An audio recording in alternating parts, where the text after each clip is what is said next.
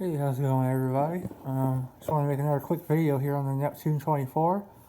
I apologize ahead of time. It's kind of hard for me to speak. My tongue is all swollen. I have an autoimmune disease that kind of messes me up. So I apologize. I've been kind of hard to understand. I'm trying to pronunciate as best as I can. Uh, but if you saw this last time, I was saying I was going to do a different strut. And so I did. I ended up putting a stinger on here. And it looks really good. I had to make a few modifications. As you can see, I had to move my trim tabs out about 3 millimeters from where I had it. Typically, yeah, you want your tabs closer, to the middle of the boat. It's just more stable that way. These are kind of wide though, which it is better off, I think, on this boat. This boat has like a really, really shallow, almost a rounded V. So it's like almost not even a V, it's rounded at the bottom. So I kind of need all the help I can get. They seem to work good though. I haven't had the time to test it, and the weather has been kind of crap. So I haven't really got to take it out. And of course today, when I can't go to the lake, it's all nice and clear out. But that's Murphy's Law. But yeah, so I got a stinger on there, still running a .150. And as for the inside, I cleaned it up a bit, added some battery trays with some actual straps instead of just Velcro. So hopefully this will work well. I also have some foam down in here. I don't know if you can see it. Some little foam pads that I actually have the battery sitting on. And it keeps it nice and tight. But I have a little bit of space where I can move it back and forward. Not too much. I can't move it back very much on this side because it actually hits my servo. So I may have to fix that. I don't know. Depending on how the weight distribution is, it feels like it's right where it needs to be. I had it about in the same area when I tested it the last time. So we'll try it like this, and then hopefully, it'll run good. To be honest, this boat is actually really kind of heavy with all the stuff in here, and a lot heavier than I would have liked it to be. So I don't think it's gonna handle the best cornering wise. It should do fine on a straightaway. Excuse me, but cornering, I think it's gonna have some problems.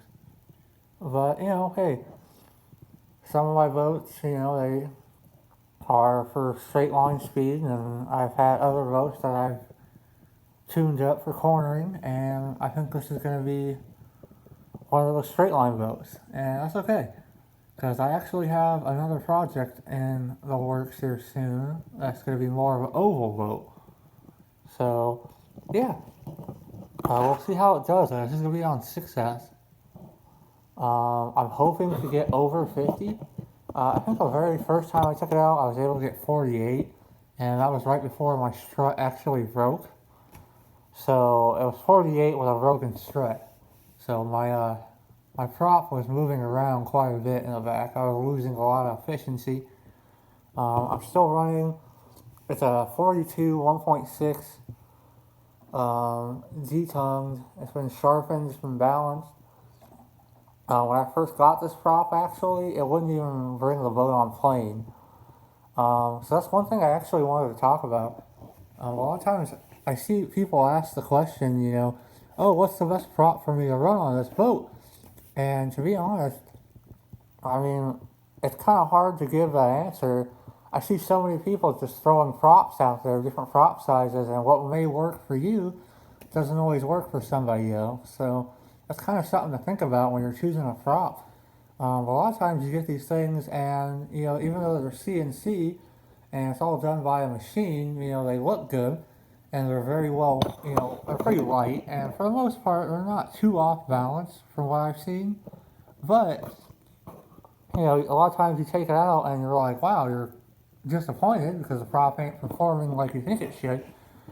But I mean, a lot of times that's because these props still need refinishing, they need to be sharpened, they need to be balanced. You know, a lot of times sharpening just helps a lot. There'll be a dull edge here, and I mean that's kind of like cutting butter with a dull knife. You know, if you have a butter knife and it's dull, and you just try to push it through the butter, it's going to be a little difficult. You're going to have to put a lot of pressure into it. But if you have a sharp knife, you know, and try to push it through butter, it's going to go right through. Same thing with the water. So I think that's one thing that people need to do more research on is the props. There isn't like a cookie cutter prop for boats. There really isn't.